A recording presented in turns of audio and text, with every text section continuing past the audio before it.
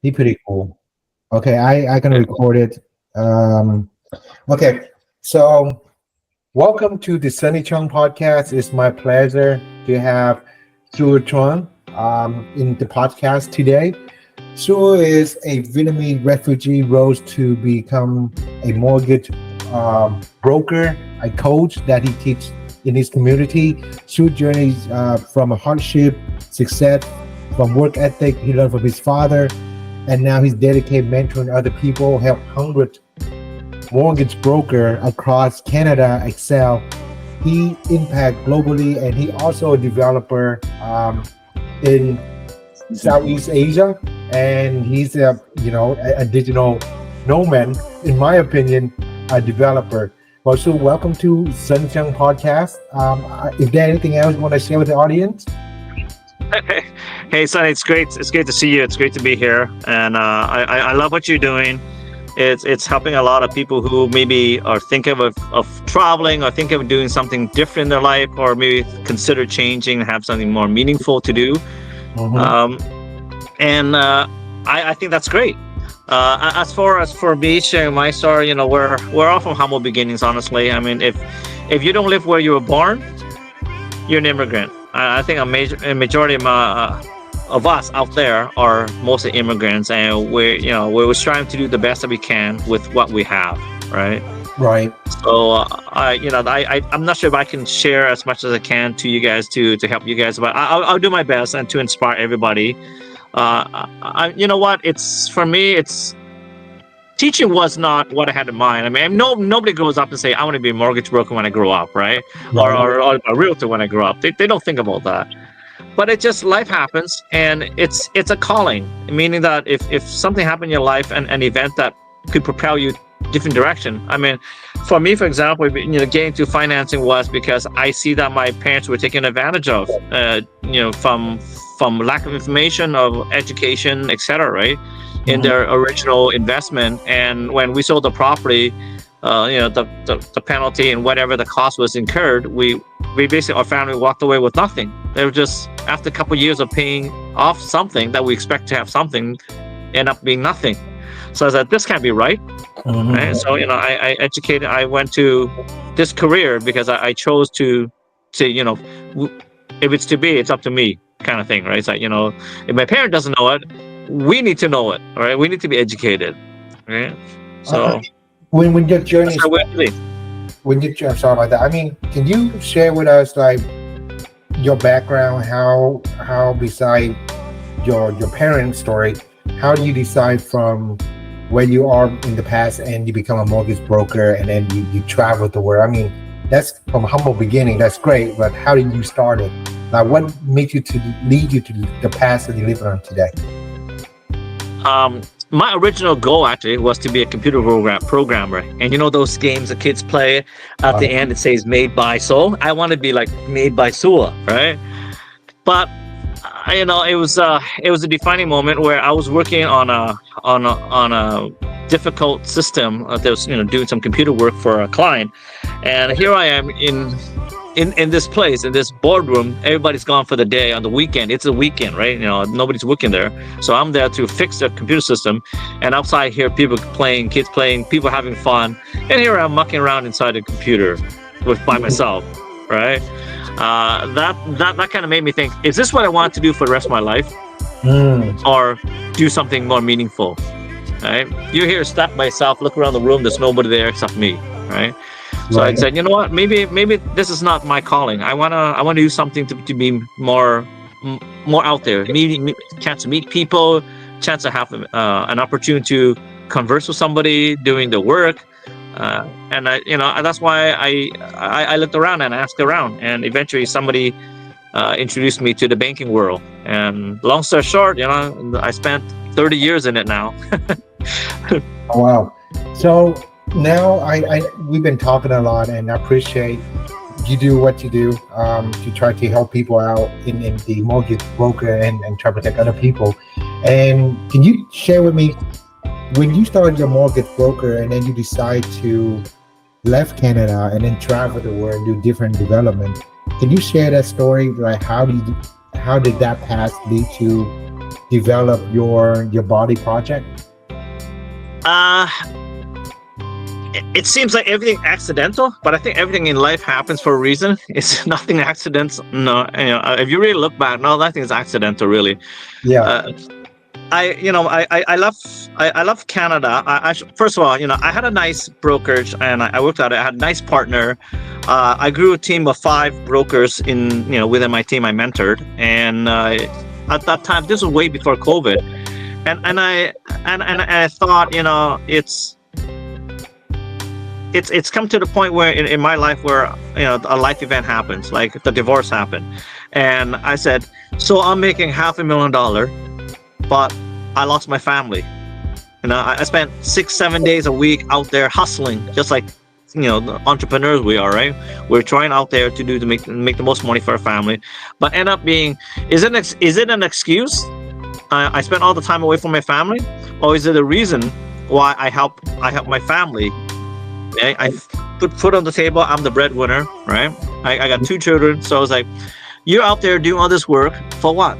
At the end of the day, you're still not successful in your mindset. Like, people's definition of success is different, right? My mind is to have meaningful life, have a good family, and have basically everything set up for life. We did. We had assets, we had real estate, we had savings, we had lots. We had abundance of funds. But when the divorce happened, I said, you know what?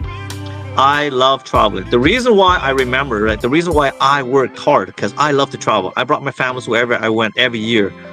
Even when on my business trip, I brought my family along. But lo and behold, I did not know that they did not like traveling as much as I did. Right? So if your partner's not in line with you on your journey, if your partner doesn't like traveling as much as you do, you might have an issue like me down the road, right? Long story short, after the 2 years, I want to explore, because I just thought, you know what, I'm gonna go travel, right? Rather than be home and miserable and then continue to do what I was doing. I was able to do mortgage broking online. I figured a way to put my phone number on the internet, so it's software internet telephony. Nowadays we have it, so anybody can call me, whether I'm in Thailand, Philippines, Malaysia, Singapore. They can call my local number, right? And it rings. Right? And I can talk to my investor. I talk to my clients. They think I'm still in Vancouver in Canada, but here I am in Thailand, or here I'm in Singapore. Right? So it works everywhere I go. To make the long story kind of quick and short, I end up in Indonesia, in Bali, during COVID. Shut down, quarantine, and I was stuck there for months at a time. Right? I could only travel within the country, because traveling outside the country was almost impossible. Right? But where there's a will, there's ways. I found out there's ways to do it. Only entrepreneurs and business owners and investors can travel during COVID, and I paid more to get access to different countries during COVID, but I did travel, right?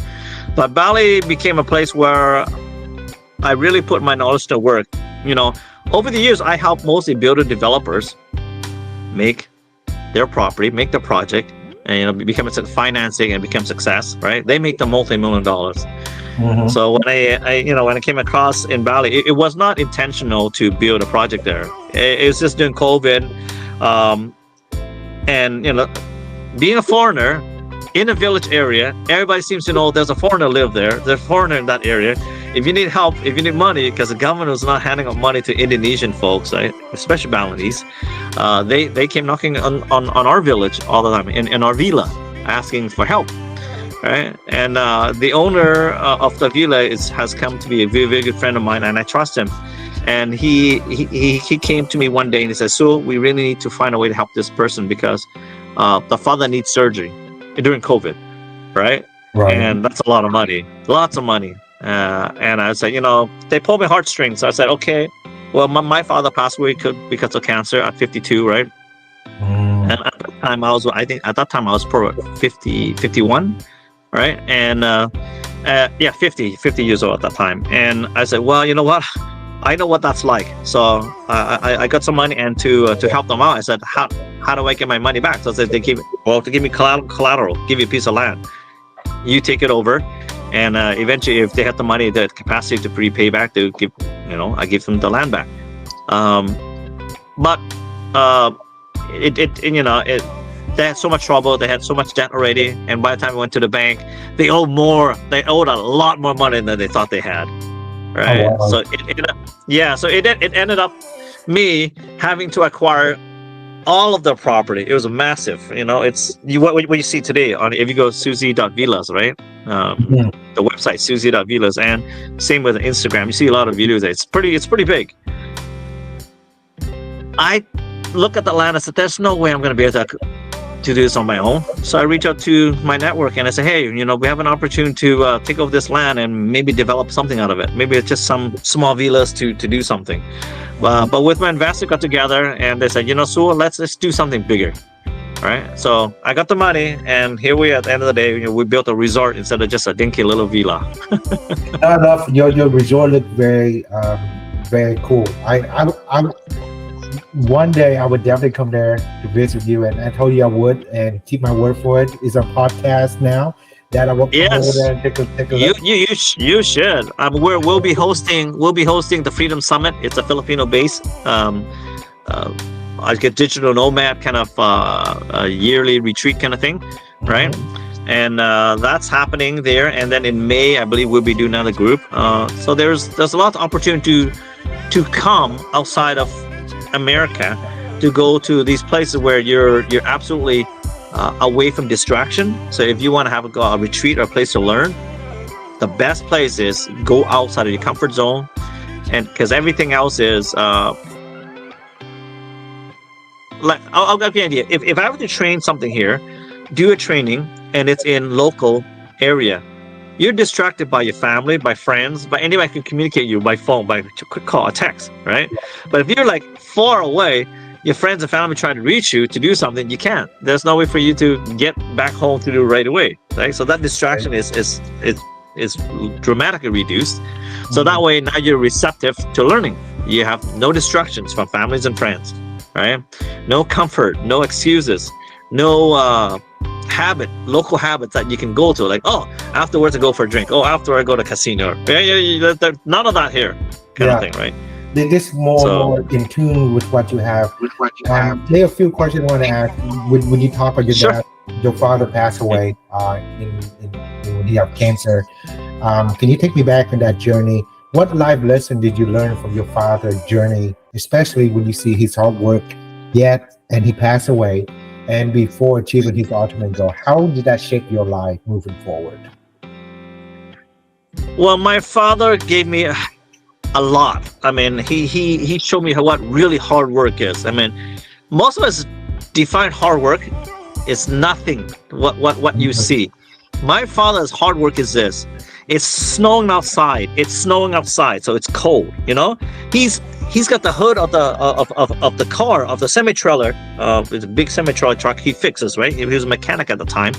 He fixes. His hand's bleeding because he got a cut. There's oil in it. It's freaking cold outside. He's still working.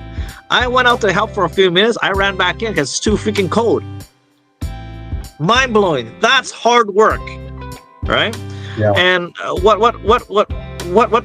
the lesson that he implanted in me at that time was, I would never want to do like this. This is freaking this is the ultimate hard work. This is like really bad. Like if you're freezing outside and you have to do this job, wow, that's tough, right? Mentally tough and physically tough for most of us. So he taught me about that hard work. Work ethic is number one. And a lot of things that he passed down onto me too is, be good with your word. I never saw him sign an agreement. He used to do jobs that are six-figure deals. Shake hands with the owner and he gets paid. $100,000 back in the 90s is a lot of money.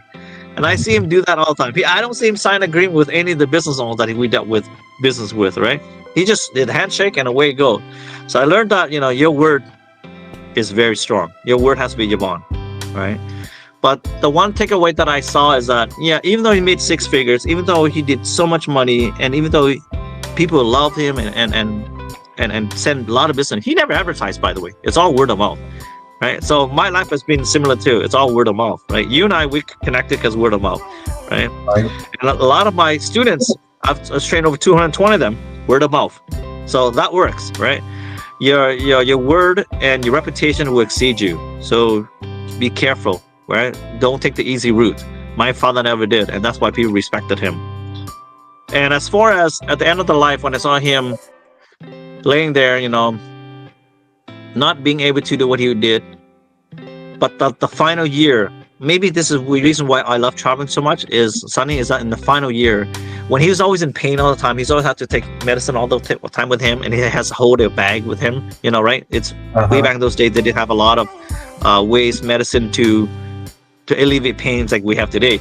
He's always in pain, but I saw him in his final year, the last 2 years, he traveled to visit people, families in Guangzhou, China. His, great grandfather came from there.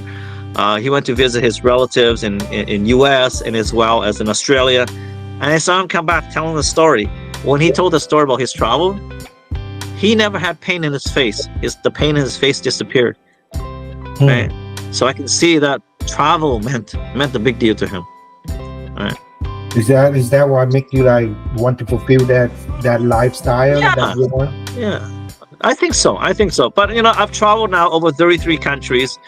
I've seen a lot, and I said, the more you travel, the more you see, the more you become more humble, and you see the value of where you came from. My life is very simple. I don't have a lot of toys now. I used to have a ton of collectibles, tons of expensive stuff, all gone. Whatever's in my suitcase is my valuable possession now. That's about it. Right? So that's it. Doing your traveling, what did you learn that resonates the most with you, and what?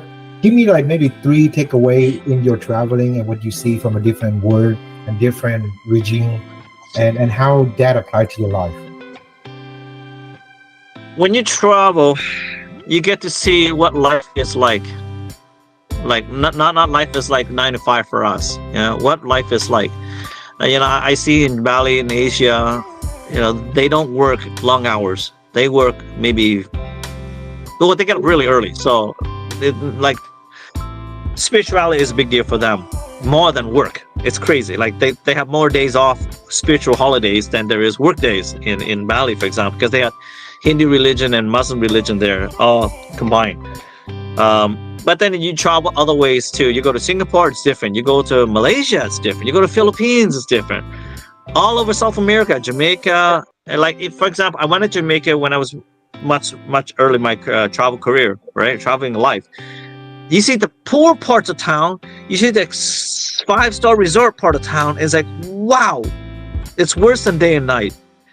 People live in aluminum garden shed, the size of aluminum garden shed, and the family 3, 4, 5 people live in there. It's amazing, right? And it's the same place where you travel for another half an hour to an hour. It's a 5-star resort, right? My bathroom is bigger than the garden shed. Yeah, the bathroom is bigger than the garden shed that they live in. So it's like, it's quite mind blowing what life is like out there. So it gives me more appreciation for what I have, right? Be grateful when you wake up. Be grateful when you have food on the table, right? I mean, I've traveled everywhere. Even if the food that I eat I don't like, I eat. Even the food that tastes horrible, I eat, because there are people there that don't get that opportunity to see what right? They don't have an opportunity to say, hey, this food sucks, this food doesn't taste good. No, food is food. Yeah, so you learn to be humble down a little bit when you see how people live from different environments. Oh yeah, big time. Yeah, big time. It's like, hey, you got a lot more. You had a choice of menu items. They didn't have any menu. They didn't have a choice of food. Whatever they can get a hand on, they'll eat. They're like in Philippines. I went to visit to help these people around this area where they live right next to the garbage dump. They live next to the garbage dump. Literally, that's their house. And their livelihood is to forage from the garbage. Oh wow. Yeah, tomatoes that you throw away and broccoli that throw away that's still somewhat edible, but it looks, the parts of it look like it's bad. They just shave and wash it off and cut and eat the rest, right? So it's like, you got a really amazing life if you got something, If you're living in the Western world, man, oh man, that's why I look at my kids. You don't need iPad, you don't need iPhone, you don't need any of that stuff, right? Just be grateful that you have a family, friends, and someone to love you, and food on the table every day, right? Yeah. But then you see the other side. It's like when I travel, I don't look down. I say, how can I help these people now? Right?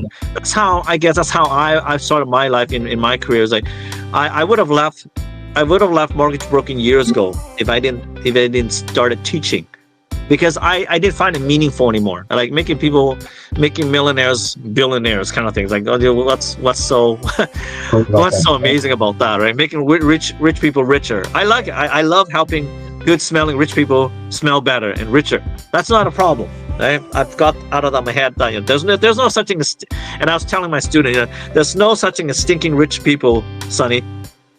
I've been around a lot of rich people, and not one of them smells bad. They smell really good, actually. They got Louis Vuitton, Chanel, Gucci. They got YSL, like perfume. It's more expensive than the truck that I bought when I first had a job. My $5,000 truck. Well, that's their perfume. That's a cologne. So it can't smell all that bad. Now, I see that when you share these stories, you can see the opposite side of the spectrum, from the east and the west, right? And yeah. You see the I poor. experienced both. Yeah. You see the poor and then you see the rich. But the thing is, how would that impact your personal development on your journey to discover yourself in that kind of sense? When I talk to some of my friends who always ask me to borrow money, to ask to help with this, help with that, I said, look, I don't lend money out to even my brother and sisters. I give it. That's it. Anybody who needs to borrow from money from me, if I can give, I give. I don't lend. There's no such thing as borrowing money from Sua, right? So if any stranger asks me, or any close colleague asks me, say, I don't lend money. I don't lend to my brother. And it's a fact. I give. That's it. I don't intend to get it back, right? Because I know I've done it in the past, lent loan to many people, never get it back. So that's where you have to draw the line too, right? But what I did learn, and how my humbleness, from seeing all these poor people, is that, I venture out, I help people doing these events too. I raise money to help these people. But the fact is, there's not enough of me, not enough of you, Sonny, to help all the poor people in the world, right?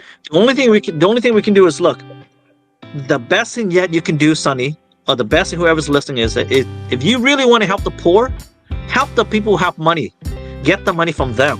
Then you have an abundance. Then you have way more to help the poor with. Makes sense.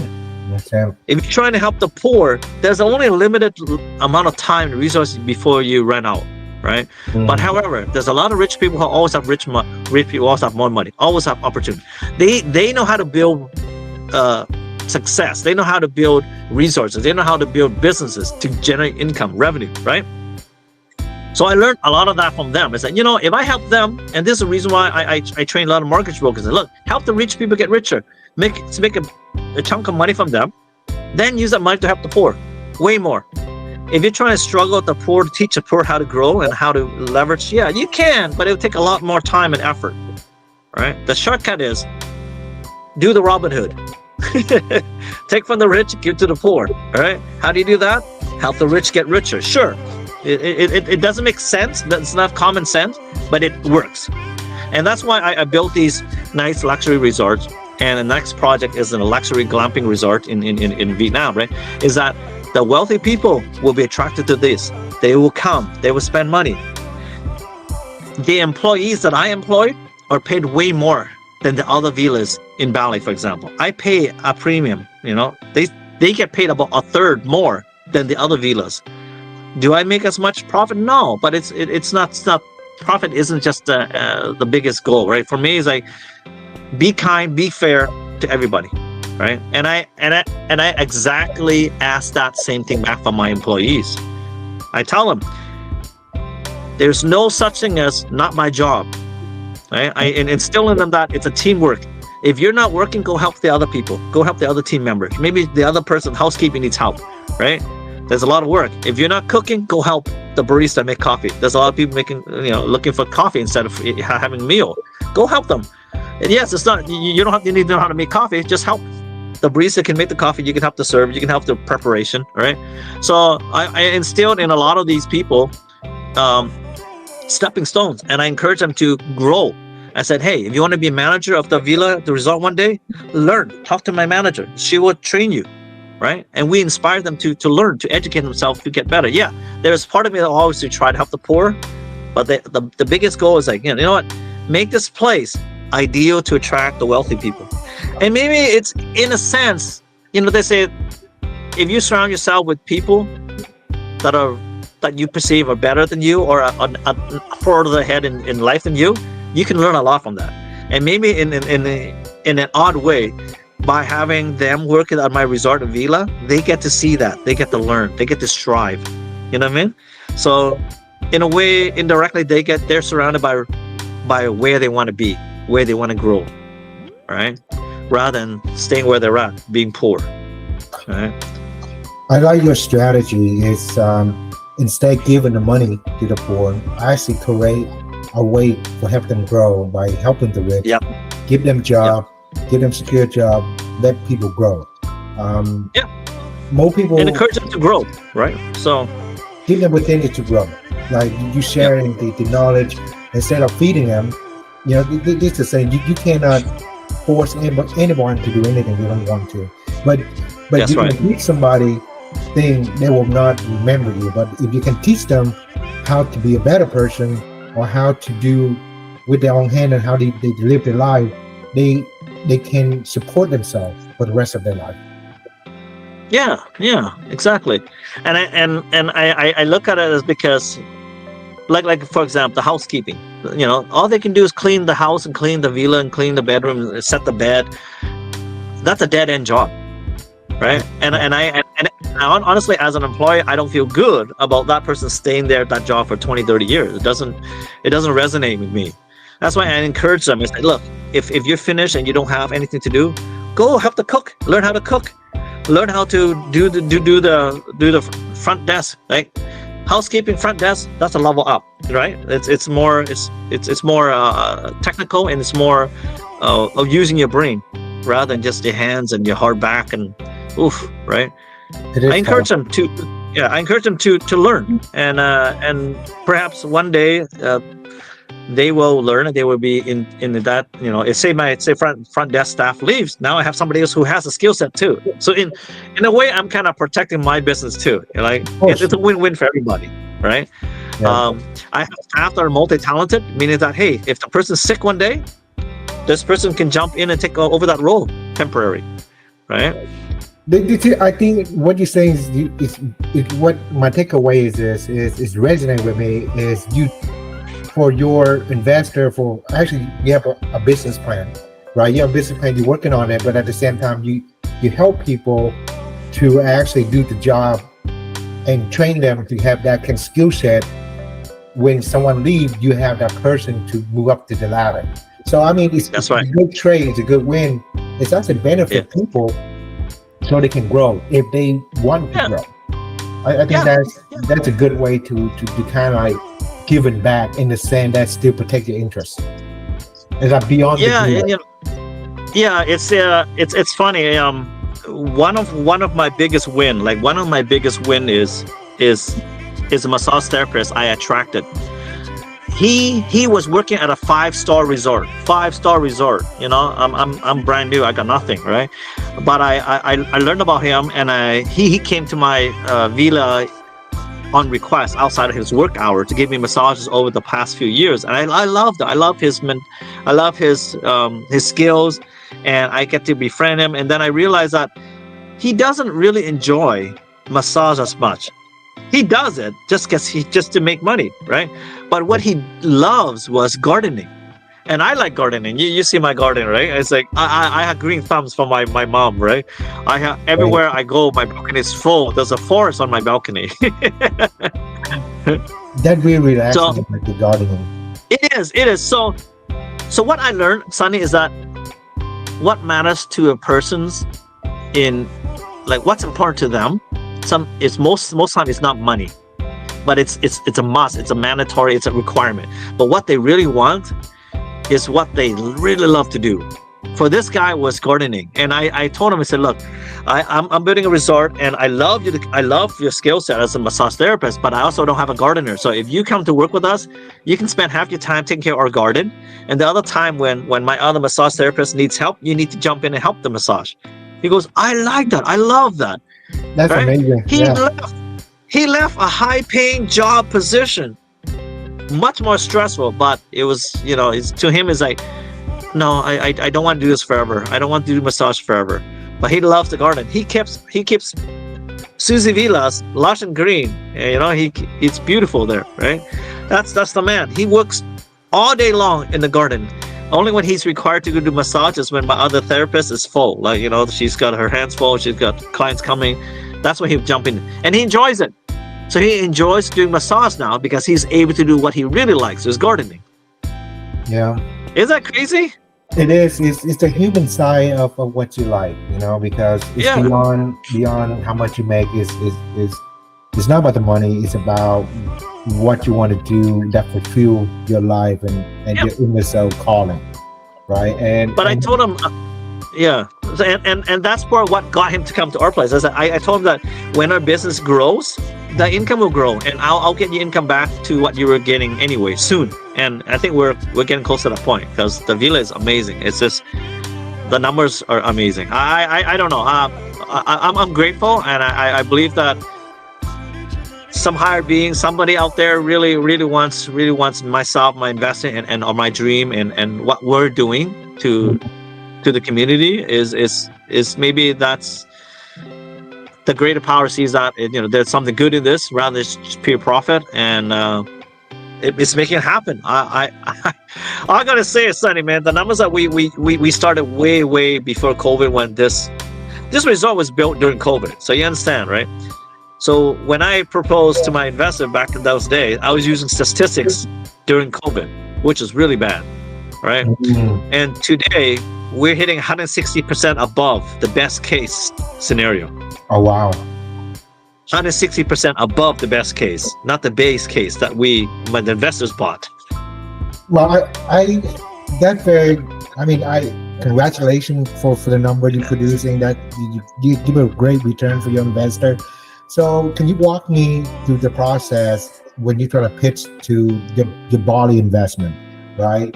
What's the key point that you emphasize when you pitch the Bali investment on it, especially from foreign investor, and for you to bind that deal? That can be a little bit difficult and challenging. So how do you overcome that? Bali has a lot of challenges. If you guys ever Google, you only see the surface of it, right? There's language barrier. I mean, honestly, the language barrier was the hardest because to them it's a spiritual way of talking. It's like in Vietnamese where we say please, thank you. Okay? Xin cảm ơn. We don't say cảm ơn. Cảm ơn is thank you. That's rude. They actually say xin cảm ơn. So in Balinese, it's very similar. It's like please, thank you. Please come in. It's very flowery language. So when Google translated, it's rude, extreme rude, right? So I was using Google Translate anyway. Long story short, language is a challenge. Bureaucracy is a challenge wherever you go. The only difference is, right? Money talks in Asia, right? And how you want to speed up the process, you need money, right?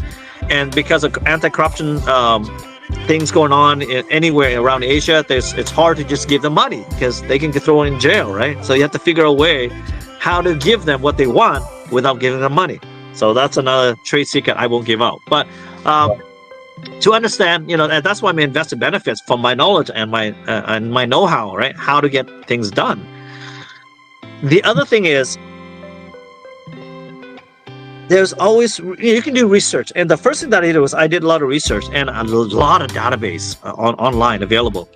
Tourism database, everything from trades, from visitors coming to Indonesia. They got it all. The government knows, they have so much statistics, right? So based on the numbers that we have, and also short-term rental, there's also database where you can find as well too, right? And based on the information that we see, Bali by far is the most in-demand country to visit in the world. TripAdvisor 7 years in a row. That's pretty high. Number one, the number one position of the, even beat Maldives, for crying out loud. Everybody knows Maldives, but it's too expensive to go there, so they go to Bali. Okay, Bali's so cheap and has almost everything that Maldives would have, except the house on the water. That's the only thing. But wow, if you ever see our villas and other villas around, it's so amazing. It's like incredible amount of villas with views, right? Easy to sell to investors. They know the money is there. They know, they can see. And if you go to any Airbnb or any kind of Agoda, Booking.com, and you see the places that you want to book, you can try to book. It's like during peak season, hundreds and hundreds of dollars, right? The labor, I'll give you an idea. We're not in full capacity right now, so we're not at full employees or like human resources. We're not. But if the numbers that we see right now, we have 12 employees. So I paid out in Canadian, in US dollar, I paid out roughly about $2,200 US for 12 staff. Oh wow! A month. And my daily rates during the peak time, we open on the last peak month. So we only got a glimpse of the last month, right? We made over 10,000 gross profit in US dollar. And that's 55% occupancy only. Oh wow. That's amazing number statistically. Right? Yeah, there's nothing you can do in comparable in North America. It doesn't matter what. Maybe Vegas. That's the only place I can see, right? Yeah, but that's a big dollar to play. It is because of Bali, the economy is not there yet. Plus, the cost of living. Labor is cheap. Cost of goods is cheap. Like food is cheap, right? So the majority of the food costs and labor costs, like food costs, is less than 10% of the gross revenue. Oh wow. We're not talking about 30-40% like in North America. Yeah, so you have a huge profit margin on it. That's right. So food, cost of goods sold plus staff is less than 30% total. So you got about 70% gross profit. That's amazing. So is that why you decide to do something similar in Vietnam as well? Yes. So we look at the numbers in Bali and say, well, this is crazy, but it's such a small island. So the challenge in Bali is it's on an island, right? So it's like Hawaii comparison. You need to import everything, every cement, every brick, every piece of metal, every rebar, and it's expensive, like crazy expensive, right? The cost. My budget went over by 25%. And it delayed by 9 months because of everybody's competing, right? Everybody's competing for the same supply. Everybody's competing for the same amount of human resources, right? So I don't know, you guys, most people don't realize this. So at near the end of every phase, for example, say the drywaller or say the concrete, right?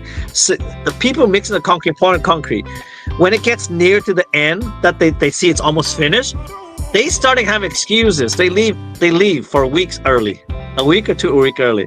So we're near the finish line, but we're not gonna get to the finish line because they're all abandoning ship. They're going to another job that gives them a longer term contract.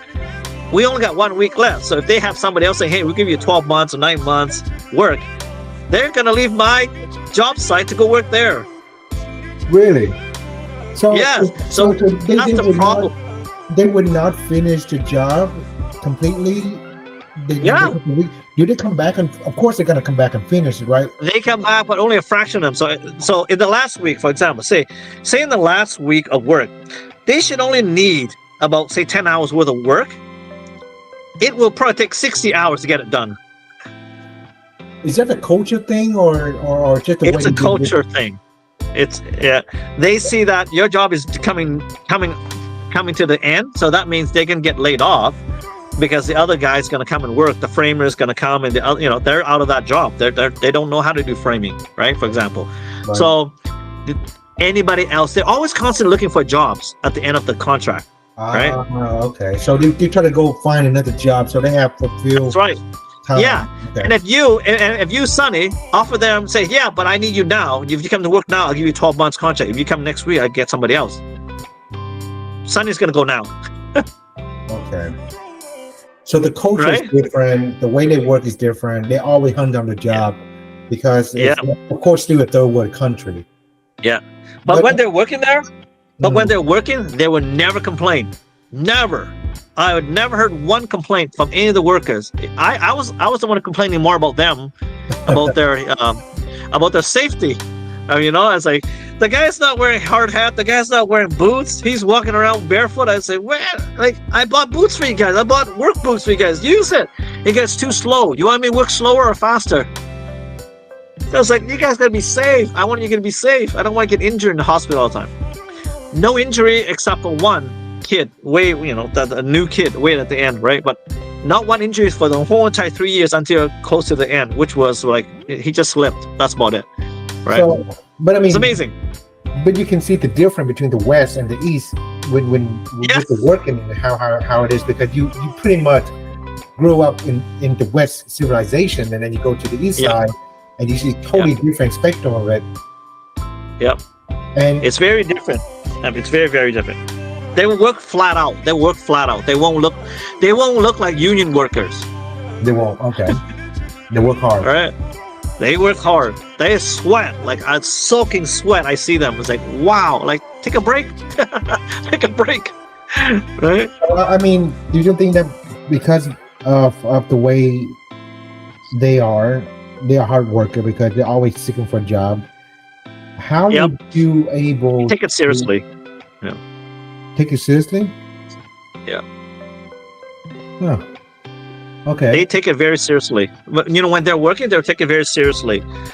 They rarely slack. The only people who slack is actually some of my workers when they first started. Is after it's finished, it's the salaried worker are the ones that tend to slack. I find that the general contractor, the tradespeople, are extremely hard worker. Right. Now, when you asked me why did I bring this to Vietnam, because then I saw that we have some challenges that we can resolve in Bali. Lack of land, lack of infrastructure, lack of everything. Like the villa that I built, the resort on, the Indonesian government closed that loop at the, I would say close to before I opened, like about probably beginning of this year. They put a moratorium on everything now. You cannot build any hotels, any villas, any nightclub, entertainment for the next 10 years. Yeah. So you can't even build a resort or villa on a rice field anymore in Bali. Oh, wow. So why do you implement that? Because too many people develop going and build now, and you just have to that's it's just way too many. A lot of Russian money came in to the country. A lot of money from Russia, because Russia got closed off on the rest of the world, right? So they gotta invest the money somewhere that are friendly to Russian, and Bali is friendly to Russia. So there's too much money being poured into the local real estate market to build, and I think they're overbuilt currently, right? Do you think because the demand and supply in Bali is going to be changed in the next 5 years, or because you think it's overbuilt? Yeah, there is opportunity because they're doing a lot of major infrastructure project there. They're putting the above grade transit, mass transit, like a sky train. They're considered building up an airport north of Bali. There's nothing up there. Up there's not really developed. Northern Bali is pretty much village folks. Very few tourists go up there, right? I went up there to see what it's like, right? But it's very poor. It's like dusty. It's not quite developed as the rest. South Bali. Okay? South Bali is where all the beaches, all the beach club, Finn's Beach Club, for example. The number one beach club on Instagram is in Bali. I'll give you an idea, right? Okay. There are a lot of number one stuff there, and I think Bali, in southern Bali, is overbuilt. There is just a point where there's a lot of resorts that's going to go hungry in the next year or so. So there's the opportunity for someone actually know the management side and everything. So share with me. So is that you want to take that concept similar to what you try to do and go to Vietnam? Don't you think you're gonna run the same problem with the government? In Vietnam is very different because Vietnam is pro-capitalist, I would say. As a communist country, it's very pro-capitalist, and I believe because of the U.S. Trade fight with China, there's a lot of businesses that have relocated from China to Vietnam. Right, a lot, including you can look it up, right? Including the Foxconn, who are manufacturing, putting together iPhone. They're relocating the manufacturing facility to Vietnam because you know what happens in the future. You can see what's going to happen. Right? They can say we can have to ban iPhone from all the public sector businesses because it's made in China. It's like, oh my God, could you imagine what iPhones? I mean, that business, Apple is going to be hurting if that happens. So they're smart. They're relocating, right? So Samsung has, Nike, Adidas, pretty much all the big fabrication, U.S. fabrication have relocated to Vietnam already. And Vietnam government is converting a lot of the agricultural land to more useful. There's a lot of places that are not arable land, such as Hue, like in the middle of Vietnam where the war used to happen. A lot of those lands cannot be farmed, so converted to industrial, converted to whatever, right? Commercial use. Right? That's interesting. Yeah. I can see the pro and con in the next 10 years. So if this growing and China slowly come over to Vietnam, I don't know what will happen, but if it's all politics, right? And we don't talk politics. It's beyond what we can imagine. But the trend, I think a lot of business are protecting themselves by diversifying location-wise, right? We don't want to be caught in this political game that the governments are doing, right? Could you imagine? Think about it. iPhone being banned from all the public places, all the public government places, all the military, all the federal, statewide. That's have an impact, wouldn't it? It would be. Yeah. So that's where a lot of people are relocating to Vietnam, and a lot of our governments in Canada and US have come to the Vietnamese government, shook hands. We will keep doing business with you. We will continue moving forward with you, right? To snuff China out, basically. But there is a point of capacity too. But and that's the reason why. Yeah, there's a loophole, and there's a reason why Vietnam is massively upgrading. We having one airport being built here. That's going to be 10 times the size of the current airport in Saigon. Right? It'll be finished next few years. Yeah, it'll be finished in the next few years. It started already a year ago. And there are other places like where I'm building the glamping resort. The glamping resort that's up there, it's already received a designation as an international airport as of June this year. Yeah. So I purchased the land same like I did in Bali, and because when the land is in a farm zone, agricultural zone, it's not worth that much. But the land today, the land alone, like the one in Bali alone, that land alone is worth almost 500 times what I bought it for. Just the land. For the business, and then on top of it, that's extra. Wow. So usually you don't own land in Vietnam, you lease it, right? In Vietnam, it's same with Bali. You need to have a proxy owner, somebody who's a citizen there, who lives there, you can trust, right? And same thing with Vietnam. You need to be a citizen there, or else you have to buy a leasehold, right? So for us, there's ways to get around it. There's ways to get around it if you're smart enough, right? But for example, in Bali, we have executed like a long-term lease, but on top of that, the proxy owner who is basically my Balinese partner, right? Who's a GC there, the general contractor. I gave him 10% equity of the whole land. inside this arrangement, so that if we ever sell it, if we ever make any money out of this, when the time comes for profit taking, like quarterly profit, you get 10%, right? Just for his name, just for him signing his signature on there. We also got a, I would say, I don't want to give away all the information here, but it's like we also got an agreement. We also got an agreement from him, a legal lawyer draft agreement to give us the full rights to do whatever we want with the land for the entire time that we have the lease on there. So we have the lease from him for like 99 years, for example, which is, who cares, like 100 years. Yeah. Right. The number worked out. Yeah. Anyway. Yeah. Yeah. So it doesn't matter. It doesn't matter. He can't do anything about it. We have full rights to do with the land. He cannot do anything. He cannot say we can't build. He can't do this. We can't do that. So there, that authorization is irrevocable. It has given to us, so he cannot make any decisions to change that. And same thing with his heirs and inheritor. Whoever inherited that from him down the road, the rights are still given, passed on for the entire 99 year.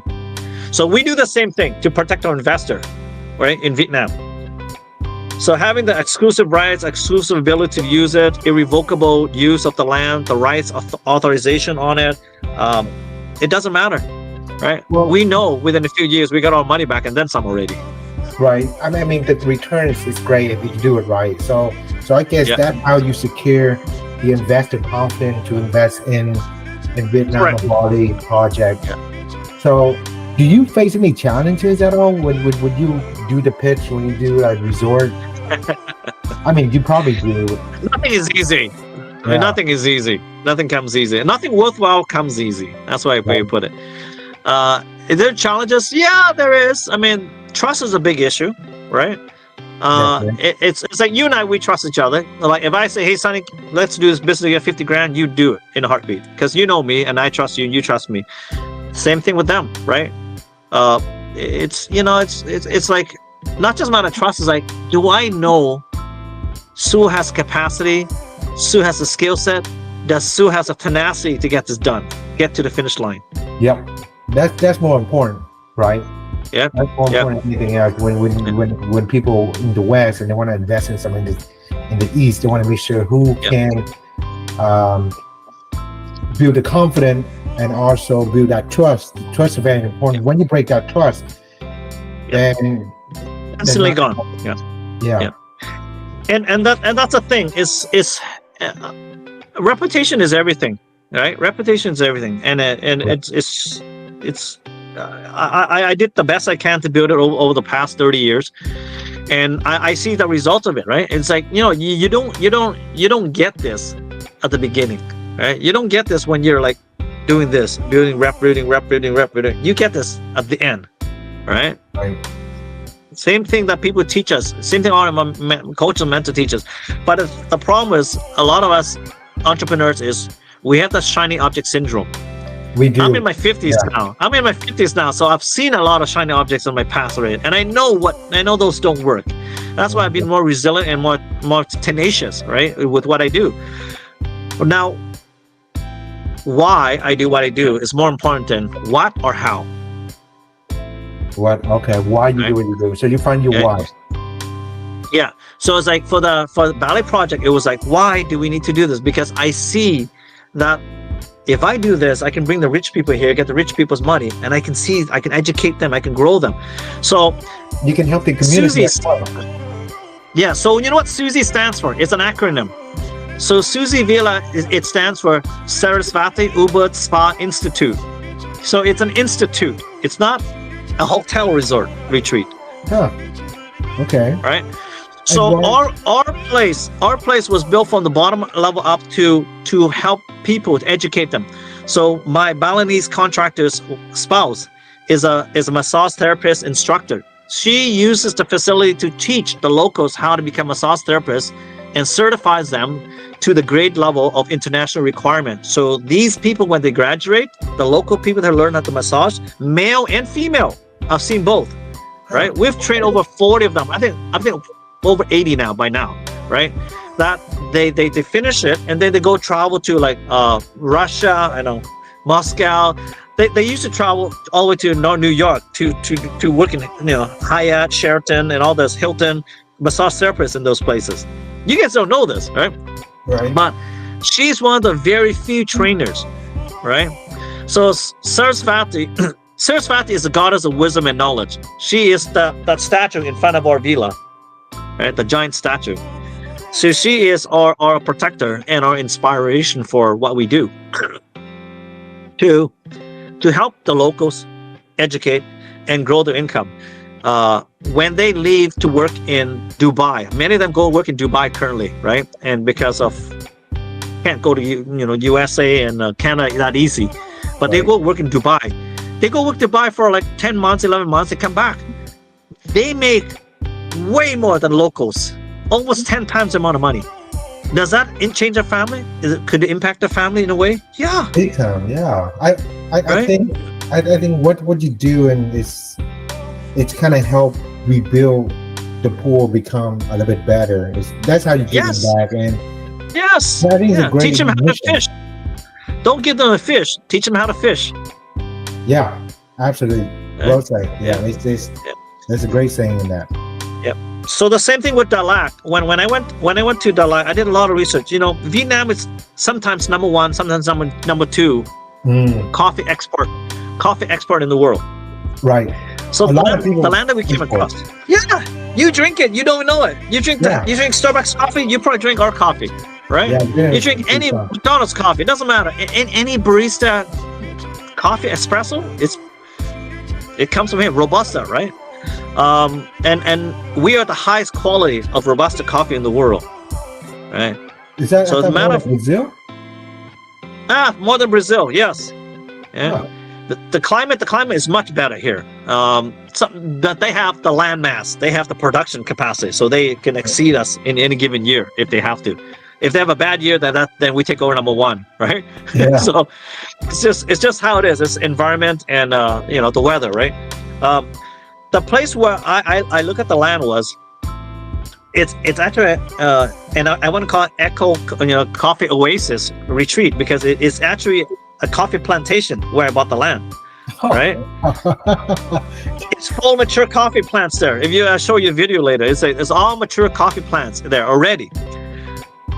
But the problem is all the locals are poor and they don't make a lot of money. Why? Because they sell that to conglomerates to export around the world at a fraction of what the wholesalers sell and make, right? So I like to set up this retreat as a base where there's a clubhouse there. People come there to do glamping, to enjoy the coffee there. I'll have a roaster there too, actually show them how the roasting process works. So when you visit, you have an experience. You really know how coffee works, how it gets to your cup, right? How the whole thing works. So they have a better understanding when you leave. And matter of fact, we're thinking further down the road where we're actually gonna help people around the world have their own roasting machine, their own little cafe. So buy the fresh beans, roast it there, because the bean is really good in the first 3 days after it's roasted. If it's gonna sit in the warehouse for a week, you just lost. Yeah, you just lost 80% of the taste. That's why when you come to Vietnam, you drink coffee and say, why is it so good here? I bring the same coffee back home and it tastes like not as good. Because it's first 3 days kind of thing. Like the first week of the coffee after it's roasted, it's the best. I think what you're trying to do is duplicate a concept, teach people how to grow and become a better version of themselves. Yeah. It's a great system. And the farmers there, I want to help them so that they're better educated to do farming there in more of like fair trade, organic trade. Like teach them the process. Teach them how to do it rather than selling me cheap. Well, we could do that too, but it's like everybody's doing that already. Right. Don't do what everybody's doing. Yep. Yeah. New skill. Don't do what everybody's doing. If you want to get something that nobody else has, don't do what everybody else is doing.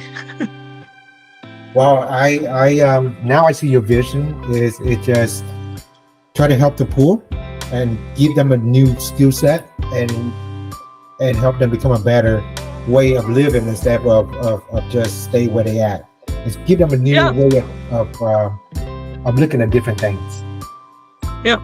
Have a different source of income, different source of revenue. Maybe educate them, teach them to sell on Amazon, or even always a simple fact that hey, make flavor coffee. A lot of these Yeah. crazy Americans and Canadians love flavor coffee. Hazelnut coffee, which is like to them, right? But Yeah. hey, Robusta, hazelnut flavor coffee, or almond flavor. We have lots of almonds, right? We got soy flavor. We got everything. Whatever you want. I You want CBD? We can get CBD. I really appreciate this. As you know, I did share with you that I want to write a book about this, and I think this podcast give me a lot of good content. What I think I want to share on it Cool. is more about the human. It's mastering the human side beyond the Yeah. real estate, right? So because Yeah. it's not about, we all want to make money, but the thing is how we're going to make that money and help people along the way and keep them That's the right. same skill set. That's Yeah. something that resonates well with me. But before I close this segment out, thank you very much for sharing all this information with me. It's a pleasure. My closing, I always ask my guests on the podcast a closing question, right? And let's say this: if you achieve all your goals and today's your last day on this planet, what are the 3 most important lessons you want to share with the audience or share with people around the world? And how would you like to be remembered by? Wow. Deep questions. Let me see. Well, I believe the one thing in life is that, be kind and fair to everybody that you meet, right? Don't ever burn bridges. Meaning that you never know when you need them again, or they need you, etc. Forgive and forget is, I guess, it's a thing that my father taught me, right? Humble beginnings. So be humble, be fair, forgive and forget. If you can acquire these 3 kind of mindset in life, it doesn't matter who you meet, because really rich people have 24 hours, poor people have 24 hours. What's the difference? Right? It's a difference how you perceive business. It's different ways how you look at life. Warren Buffett, to today, he still does handshake. When I read about the interview that he had with him, he still does multi-billion dollar handshake deals. Yep. That is mind-blowing, right? In today's environment. So you can see that what my father taught me still works today. So it doesn't matter. It's just, people take a lot of shortcuts. Don't take them, right? Find something that means a lot to you, because I believe what drove me to finish was the do or die mentality, that this meant to me more to me to finish this job than it was the money. If it was about the money, I would have said, screw it, hell, bankruptcy, I don't care, leave, gone. But it impacted too many people, right? It impacted way too many people outside of just me. So if you're chasing the shiny objects all the time, find something that's meaningful to you. Chase that instead. Forever chase that. Right? That's a great advice, because we are chasing something, but find something meaningful to you and focus on that. That's right. And you be tenacious. There's nothing on this world would stop you. I mean, there's nothing other than death. I would have continued on getting that Bali project finished. Other than death, there's nothing would have stopped me. Yeah. So it's like, if you really want to look at it, say, there's a saying, if God is with you, who's going to be against you? So you have that kind of mentality that, it's like God-given fear, God-given inspiration, God-given talent, God-given. If you believe, if you don't, fine. Believe in a greater being out there. At least somebody out there is helping you, right? We're not in this for ourselves. If you're selfish and greedy, I have news for you. I've seen a lot of those over the years. Karma kicks ass. Karma exists, right? So 3 things I gotta give to you is be fair to everybody you meet, no matter what. Don't burn bridges, don't do anything, don't be unkind, be fair. Even if they're messing you over, they're screwing you over, fine, be fair. Am I still friends with people who've taken my money and ran and not paid back? Yeah, I'm still friends with them. Are they getting $1 more from me? Never. Wow. Right? I'm still fair. I'm still friends with them. I don't insult them, but I won't do business with them. Right? Find something meaningful, okay? And never, ever, ever give up. I'm always have the image of that, of Garfield. If you guys know Garfield, look at Garfield. It's on the ledge of the table. He says, "I will die first." He doesn't fall off the table. He's clinging for dear life. Fingers clung into the cement marble table. Right? That's what you need to have in your life if you really want to have, success. What was success to me at the beginning of my life was, hey, making 100,000. I hit 100,000. How about $250,000? I hit $250,000. And then my next goal was $500,000. But along the way, I lost sight of what was meaningful to me, was my family. Right? So the second part of that I want to leave is meaningful. Find something that's truly meaningful to you and really, really, really focus on that, right? Of all these things, being fair, have some meaningful to chase after, and the sheer will, determination to go after all of this, there's nothing you guys cannot do. There is absolutely nothing. I've seen some crazy stuff, some amazing people with talent and skills. They weren't born with it. Yeah. I mean, I guess you have a way to forgive and forget more than most people, because there are some people you just run into and then you cannot connect and you just have let it go, right? Or you try to build that bridge back again. You know what? I've lost 6 figures and I forgive. Oh wow. That person. 6 figures and I forgive that person. Are you still in contact with that person, or are you just? Oh yeah. I'm still in contact. We still talk amicably. Do I ask for the money back? Nope. I know I'm not gonna get it back because they have no capacity. See, the thing is, they have no capacity to get the money back. And people on Instagram showing them, hey, look, I'm giving this guy $5,000. I'm giving this person $1,000. I'm giving this more. Give, not for accolades. Give for the sake of giving, right? And I look at it as like, I'm not the perfect creature in the world. I've made so many mistakes. I made stuff that my dad is not proud of me. I've done some things that I'm never, I'm sure all of us have. There's no excuse, but it's like, hey, move forward, forgive yourself. You're not that same person from yesterday. Agreed. Learn to 100%. forgive yourself. Yeah, learn to forgive yourself. Learn to forgive your past. Learn to forgive those people who have hurt you, right? In whatever capacity. They don't know any better. It's how you grow as a person. Yeah. You will outgrow them. You will make all the money back. You know what? I have made 6-figure back and then some. The $100K that I lost. Easy money. Yeah, easy come, easy go. Yeah, it could be. But it's like, but if you make it for the right purpose, I believe in general, life will take care of you. Because people around you will be attracted to that good side of you. Who's attracted to scumbags? Nobody. Yeah. Even scummy people aren't attracted to scumbags. But see, right? Now we're gonna go a little bit over because this is a bonus clip. Talk about trust. What if someone already break your trust? Do you try to establish that relationship, or you just walk away? No. It's tough because that person will always linger. So, like I'll give you an idea. If say somebody cheated on you, right?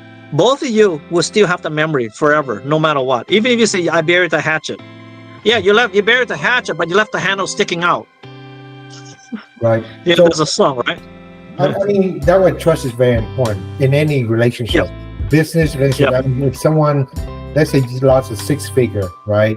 Even if you're human side, we have the bad side, we have the good side. Is how we mastering that side of us as a person. But don't you agree sometimes we just have to let it go and move forward. That's right. Yep. I let it go. I move forward. Is like, do you want to try to rebuild the trust? Why?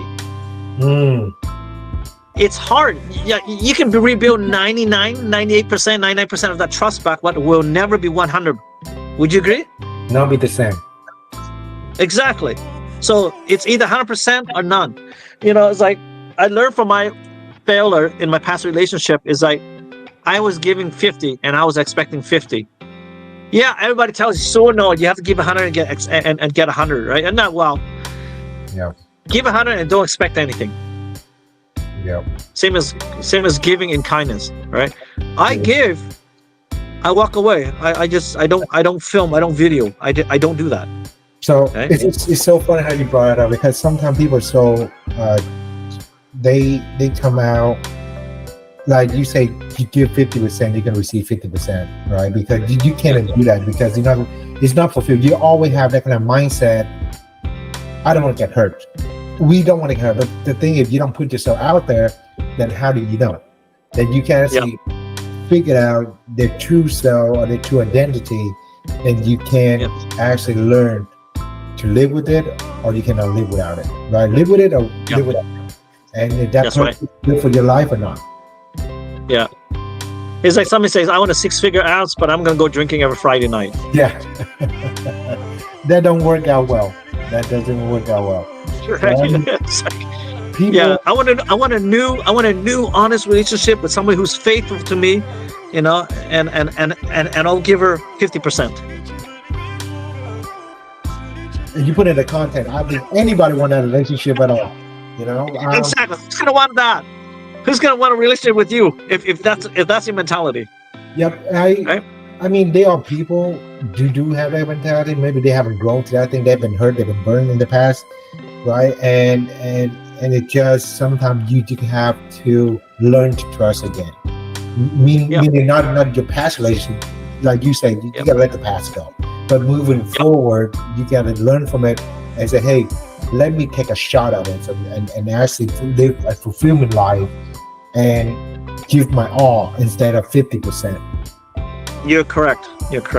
I feel that those people haven't forgiven themselves yet, because the reason why they think that way is not because of the other person. It's not that they're blaming the other person. They're blaming themselves for being stupid, for not noticing, for not realizing. They're blaming themselves, so they're not forgiving themselves for that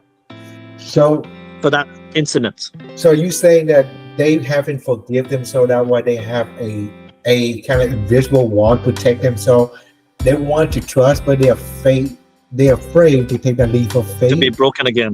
To be broken again. That's beautiful. So how? Yeah. I think that's something they have to work on, right? That's a human side of all of us. It is, yeah. For 2 years, I tell you, for 2 years after the divorce, I was walling every lady, every girl that come approach me, even though I know they have good intention, I have good intention. I'm not interested. Don't want it. Don't want a relationship. Yeah. And I realized that at one time, I said, is it because I don't want a relationship? Or is it because I'm not over the past relationship yet? Okay. People say you carry the luggage with you into another relationship. That's the problem. I was carrying the luggage with me everywhere I went. My 2 luggages of my past. So that I was not ready to go to a new relationship yet until I let those luggages go. So when did you decide to let those luggages go? In your mindset, like internally, or just like one day you wake up and you say, okay, that's it. I'm moving forward with this. I'm gonna leave the past. When you're facing issues, you're facing so much stress. Like in the Bali project, I was so stressed out. To the yin yang. Everything was going not the way I wanted. We're like 9 months behind. We're like 6 months at that time. It was like, this is crazy. That's like, I'm stressed out. I'm running out of money. I'm using my line of credit. So I was like, I'm not asking for my investors because this is my fault, right? And I said, and I thought, I wish I had somebody here I can pour all this grief out to. I can pour this out to. And then I said, well, it's your own fault. It's your own damn fault. Nobody's here with you because you pushed everybody away, right? You haven't let go of the past yet. So that's when I realized that if I want somebody here beside me to share my anguish, to share my stress with, to just empty this, I would have to let go of the past.